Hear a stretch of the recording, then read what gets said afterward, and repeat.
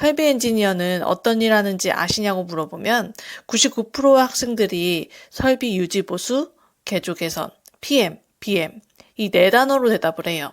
근데 실제로는 이 네 가지 단어보다 더 많은 일을 한단 말이에요. 현업에서 어떤 일을 하는지 아셔야 내가 입사하면 취업하면 설비 엔지니어로 CS 엔지니어로 혹은 양산기술 엔지니어로 어떤 일을 하게 되는구나 미리 알게 되잖아요. 그래서 오늘은 저번 설비 셋업 영상에 이어서 오늘은 설비 유지, 보수, 개조 개선, PM, BM 중에서도 PM을 어떻게 현업에서 진행하는지에 대해서 이야기를 드리려고 합니다. 제가 10여 년 전 설비 엔지니어를 지원할 때만 해도 정보가 많이 없었기 때문에 설비 엔지니어는 양산 설비를 개발하거나 부품을 개발하는 엔지니어인 줄 알고 지원을 했었고, 저도 여러분과 같이 설비 관리 또는 개조 개선을 하는 엔지니어다 한 문장만 알고 지원을 하게 되었었는데요. 현업에 와보니 채용 공고와는 하는 일이 달라서 초반에 괴리감을 느끼기도 했었습니다. 그렇기 때문에 우리가 취업하게 되면 어떤 일을 하게 되는지 미리 알고 마음의 준비와 방향성을 미리 찾아 놓으시는 건 인생에서 굉장히 중요한 일이라는 걸 이야기 드리고 싶어요. 그래서 저번 영상에서 설비 엔지니어는 뭐다? 설비 생애 관리를 총괄하는 엔지니어다. 라고 한 문장으로 깔끔하게 정리를 드렸었죠. 그럼 셋업 이후에 반입이 되어서 양산이 진행되고 있는 양산 설비 PM에 대해 이야기를 해볼게요. 오늘은 PM이란 무엇인지, 왜 PM이 중요한지, PM 항목 선정 방법, 그리고 주기는 어떻게 정해야 하는지, 그리고 중요한 내용, 과거의 PM과 최근 PM 트렌드는 어떻게 변화되었는지 살펴볼게요. 프리디क्티브 메인터넌스 PM은 설비가 고장나기 전에 양산 제품과 설비의 가동률에 문제가 생기지 않도록 미리 정비하는 것을 이야기합니다. 비유하자면 한겨울이 오기 전에 자동차 타이어가 눈길에 미끄러지지 않도록 스노우 타이어로 바꾸게 되거든요. 차가 눈길에 미끄러지면 사고가 발생이 되죠. 생산 설비에서 가동 불가 상태가 되기 전에 미리 설비의 건강도를 점검하고 교체할 부품을 미리 교체하는 작업을 말합니다. 이렇게만 봐도 중요하긴 하지만 더 구체적으로 이야기를 드릴게요. PM을 우리 왜 해야 할까요? 그냥 고장이 발생될 때까지 쓰다가 고장 났을 때 고치면 안 되는 걸까요? 아시다시피 반도체 장비는 365일 24시간 가동이 되고 있기 때문에 장비의 사용량이 굉장히 많거나 장시간 가동되는 경우 장비 내부의 부품의 부하가 높아져 마모와 열화가 빨리 진행이 됩니다. 특히 소모성 부품이라면 더더욱 열화가 빨리 진행되겠죠. 가동률이 높거나 제품 물량이 많은 장비일수록 미리미리 열화 속도를 살펴 긴급 다운, 돌발 다운을 방지해야 합니다. 긴급 다운이 양산에 큰 타격이 될 수밖에 없는 이유는 바로 부품 수급 시간 때문입니다. 예를 들어 교체 부품인 레이저의 리드 타임, 그러니까 기업에서 발주한 후 팹에 입고되는 시기까지 리드 타임이 한 달 소요된다고 가정해 보겠습니다. 반도체 장비사가 대부분 국내가 아닌 해외에서 만들어졌기 때문에 부품 발주부터 입고까지 최소 수일이 걸립니다. 그런데 이런 부품을 미리 준비해두지 않은 상태에서 돌발, 긴급 다운이 발생됐다고 가정해 보겠습니다. 그러면 다운이 된 상태로 문제된 부품이 입고될 시기까지 무기한 기다릴 수밖에 없는 상황이 오기도 합니다.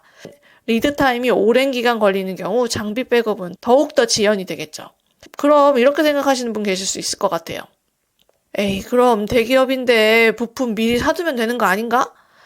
다 사뒀다가 돌발 다운되면 그때 교체하면 되는 거 아닌가? 생각하실 수도 있겠어요. 하지만 설비가 너무 많아 부품을 보관하는 것도 장소가 따로 필요할 것이고 교체될지 안 될지도 모르는 부품까지 다 구매를 해두면 회사 입장에서는 그 또한 비용이 손해이기 때문에 미리미리 문제가 될 부품은 미리 수급해서 PM을 통해 장비의 성능을 유지하고 데미지를 막는 것이 기업 입장에서는 생산성을 향상시킬 수 있기 때문에 PM이 중요합니다. 이제 PM의 중요성은 충분히 이해가 되셨으리라 생각이 들어요. 그럼 이 PM의 항목은 어떻게 정할까요?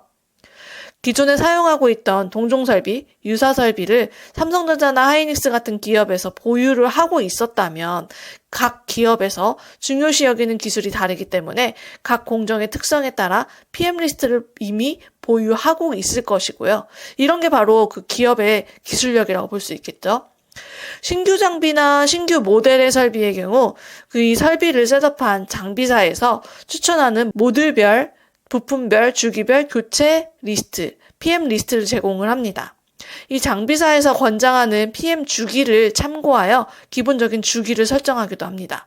이미 장비사에서는 그 출하된 장비의 테스트나 분석에 기반한 권장 PM 항목들이 정해져 있기 때문에 그 PM 항목을 설정할 수 있습니다. 그럼 이 항목 중에서 각 기업들은 본인들이 세팅한 공정에 따라 혹은 보유하고 있었던 장비의 경험과 노하우에 따라 PM 항목을 보완하기도 하고 불필요한 항목은 삭제하기도 해서 PM 리스트를 효율화합니다.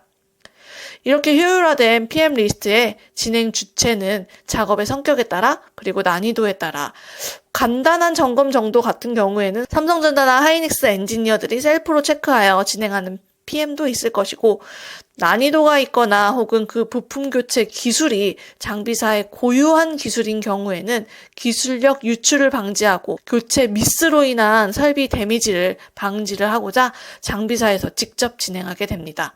혹은 교체하거나 점검해야 하는 항목이 화학물질인 경우에는 화학물질 취급 교육을 이수한 자격이 있는 사람만 취급이 가능하기 때문에 전문 교육을 받은 장비사의 엔지니어만 진행을 할 수 있는 경우도 있습니다.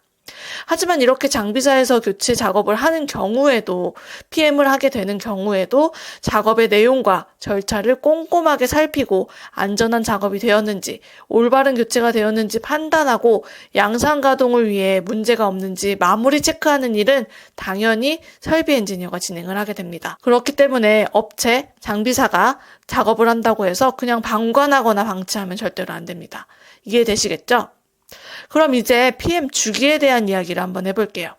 이런 PM은 타임 베이스 메인터넌스와 컨디션 베이스 메인터넌스로 나누어서 관리를 하게 됩니다. TBM의 경우 설비마다 1년에 한 번, 6개월에 한 번 등 주기에 따라 교체하는 부품들이 다 각기 다릅니다. 레이저 설비를 예로 들었을 때 레이저 헤드는 1년에 한 번, 레이저 하단부 광학계는 2년에 한 번, 스테이지는 5년에 한 번이나 오버홀을 진행하는 등 때가 되면 부품을 교체를 해서 돌발 다운을 방지하는 것이 TBM입니다. 그럼 컨디션 베이스 메인터넌스는 어떤 걸 말하는 걸까요? 설비를 가동을 하면 설비의 비정상 상태인지 정상 상태인지를 확인할 수 있도록 각 위치별로 부품별로 설비 로그가 실시간으로 남게 되는데요.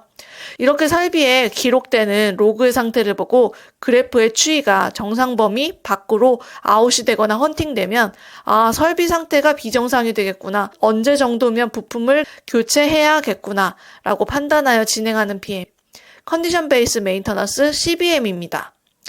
PM 주기의 선정에서 가장 중요한 점은 너무 잦은 PM은 불필요한 비용의 부품, 인건비 증가를 초래할 수 있고 너무 드문 PM은 장비 돌발 다운으로 위험을 높일 수 있다는 것입니다. 따라서 비용과 효과를 모두 고려하여 최적의 PM 주기를 설정하는 것이 굉장히 중요합니다. 또한 생산 상황에 따라서 좀 더 포커싱 되는 부분도 있는데요.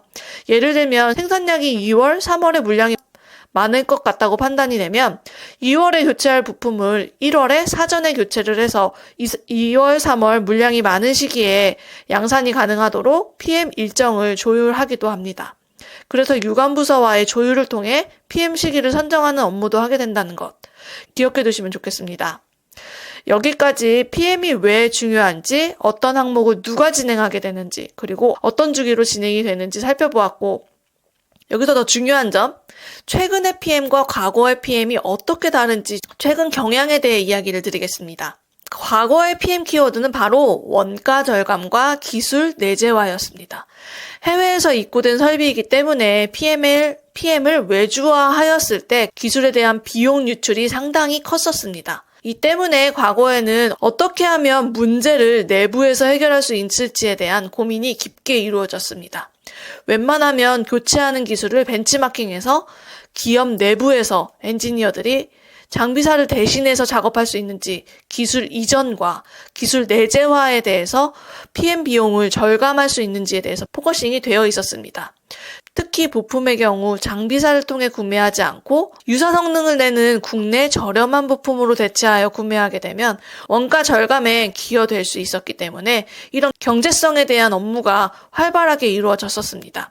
하지만 최근에는 PM 전문 업체인 장비사에게 PM을 맡기고 부품도 조금이라도 더 신뢰할 수 있는 장비 업체를 통해 부품을 수급을 하면서 원가 절감, 기술 내재화보다는 설비 가동률을 향상시켜서 생산성을 더 상향시키는 것이 트렌드로 변화가 되었는데요.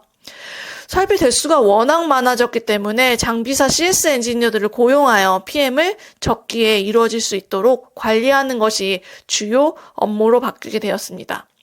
특히나 최근에 중요시되고 있는 것 중에 하나가 FDC, Fault Detection and Classification 시스템을 통한 데이터 관리입니다. FDC의 경우 장비에서 실시간으로 수집된 데이터를 분석하여 정상 상태에서 벗어난 이상 신호를 조기에 감지하고 이를 통해 설비의 고장이 발견되기 전에 문제를 예측하고 대응할 수 있도록 관리하는 시스템입니다. 예를 들면 특정 센서 값이 정상 범위를 벗어나면 경고 알람을 발생시켜 장비를 중단시키거나 정비를 하게 되는 건데요. 한 설비의 파라미터들이 적게는 100개, 많게는 수십만 개까지 올라오는데 여기에서 어떤 항목을 등록해서 모니터링을 할지, 스펙 관리를 할지 파라미터 관리들을 엔지니어들이 하게 됩니다. 반도체 공정에서는 동종 설비들이 수십 대씩 사용되기도 하는데 FDC를 통해 설비 간 데이터 편차를 분석해 균일성을 유지하도록 도와줍니다. 설비의 퍼포먼스를 우상향되게 도와주는 시스템이라고 볼 수 있겠습니다. 감이 좀 오실까요? 그리고 또 중요한 것이 디펙, 파티클 관리입니다. 과거의 경우 반도체 패턴이 그렇게 미세하지는 않아서 파티클 관리가 중요하기는 했지만 요즘처럼 빡세지는 않았었는데요. 반도체 패턴이 나노 단위의 케어를 할 만큼 작아지면서 이 패턴 위에 파티클이 떨어지는 경우에는 제품 생산성, 수율 타격에 직결됩니다. 또한 반도체 공정 특성상 공정 직후마다 검사가 되는 게 아니라 후단에서 검사가 되기 때문에 다량의 제품에 반복 불량이 발생되기도 하여 오염 원인을 찾기도 어렵고 그 사고의 규모도 큽니다. 그래서 각 단위 공정 설비 담당자들은 설비 오염, 설비 파티클에 대해서 평소에도 모니터링을 하게 되고 정기 PM 항목으로 반영하여 관리를 굉장히 철저하게 진행하고 있는 분위기입니다. 어때요? 그냥 PM이라는 단어로 설비 엔지니어가 하는 일을 이야기하기에는 굉장히 디테일한 업무가 많다는 걸 좀 느끼셨나요? 사실 설비 엔지니어가 현업에서 하고 있는 일들이 부품 관리, 설비 셋업, 자동화 지원, 안전관리, 인증 절차, 변경 관리, 노후 설비 폐기 철거까지 정말 하고 있는 일들이 너무나 많은데 설비 유지 보수, 개조 개선, PMBM 이라는 단어로 설명된다는 게 설비 일을 10년 이상 하고 있는 제가 들었을 때는 약간의 서운함도 느껴지는 것 같아요. 그래서 이 영상을 통해 설비 엔지니어의 일 중에서도 PM에 대해서만 간략히, 사실 PM에 대해서도 할 말이 더 많지만 이 정도로 이야기를 드렸고요. 엔지니어로서 이런 일까지 한다는 걸 저는 입사하고 나서 현실에 부딪히며 하나둘씩 깨달아갔던 것 같아요. 여러분들은 취업 준비하시면서 미리 아시길 바라는 마음에 영상을 통해 이야기를 해봤고요. 최근 트렌드가 어떻게 변화됐는지 이야기를 드렸으니 반도체 취업을 준비를 하시면서 내가 전공 과목에서 어떻게 해봤던 프로젝트가 저런 부분에 쓰일 수도 있겠구나 하는 것도 눈치채신 분들도 있으실 거예요. 오늘 영상을 통해 반도체 설비 PM에 대해 도움을 받으셨다면 하단 댓글에 링크를 통해 취업에 대한 도움도 받아가시면 좋을 것 같습니다. 제 채널이 워낙 작아서 찾기 어려운 거 알고 계시죠? 단 하나의 영상이라도 반도체 취업에 도움이 되는 영상으로 찾아뵐 테니 구독과 좋아요 눌러주시고요. 다음은 BM은 도대체 뭔지, BM에 대한 영상으로 찾아뵙도록 하겠습니다. 감사합니다.